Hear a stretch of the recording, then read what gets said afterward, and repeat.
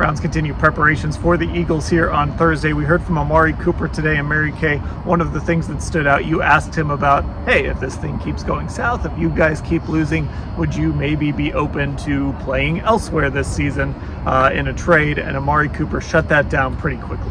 Yeah, the good thing about Amari Cooper is that he's not even thinking about that whatsoever. His goal, of course, is to win some games so they prevent anything like that happening. And if they can do that, if they can come up off the mat here a little bit, then maybe they can sort of remain hovering around contention a little bit and avoid having to start unloading some players. But if they lose a couple more games before that trade deadline, I do think that they will trade Amari Cooper. I think there will be plenty of teams coming calling for him, and I think that they would like to get a draft pick in return for him. Yeah, and it's worth noting that trade deadline is right around their bye week. So they're going to have a pretty good answer, I think, of where this team, maybe not where this team could go if they start winning some games, Ashley, but if they lose a bunch of games here in these 4 before the bye week, they're going to have a pretty good idea of where this is at. So you keep an eye on it, but at least for now, Amari seems content.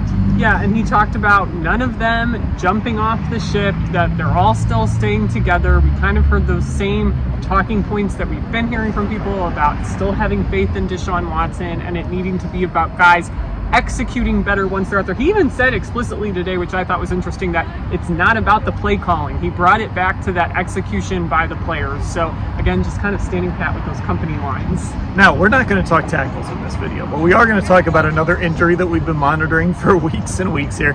David Njoku. He came back last week off that ankle injury, but then he hurt his knee. Now, Mary Kay, you caught David right as we were walking out of the locker room today. I did, and he said the knee is basically nothing. He really downplayed it. He hurt that in the Commanders game, but he says he's okay. He said the ankle is starting to feel better. He's going to play this game. He's going to do everything that he can to help support Deshaun Watson. And actually, he was sort of in and out of the game on Sunday, of course, with that injury, but we saw in the very first play from scrimmage the impact that David can have. Yeah, he made a really nice catch on that very first play of the scripted drive. But again, I mean, Deshaun Watson's talked about it this week. They really just couldn't get him consistently involved in that passing game. And I definitely think that hurts this offense when he's not doing those things because he can be such a reliable target. Okay, one other thing to get to, that's Joel Bitonio, a guy that we all love, we've all enjoyed covering since all the way back in 2014, a Ray Farmer draft pick. That's how long Joel Bitonio has been here, and he's going to play his 150th game on Sunday. And Mary Kay, you know, you always, when you talk about Joel, you talk about Joe Thomas, and unfortunately, that's also come with a lot of losing, and that's something that he's once again dealing with. Yes, I asked him about the fact that Joe Thomas admitted that he sort of got into a depression along the way with all of the losing year after year after year. And here is Joel in what could possibly be his final season in a Browns uniform. We're not sure about that yet.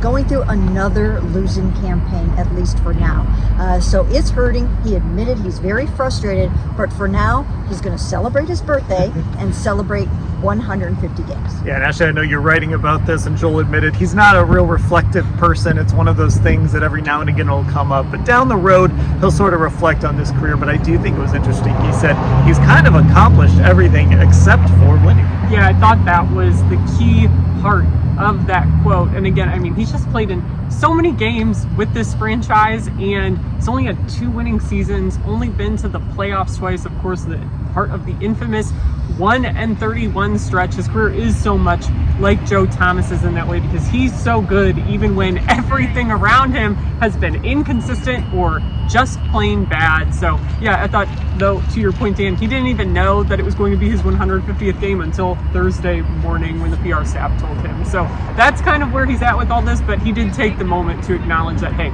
it's a pretty cool accomplishment, and he will be in the sole possession of the 15th spot in the franchise record books for most games played. And poor Joel, the one playoff game that they did win during his career, he was stuck in his basement with COVID. So Joel really wants to get back there and win a couple of playoff games. But the Browns need to turn it around. They'll try and do it this week against the Eagles. Full coverage of everything that happened here today at cleveland.com/Browns.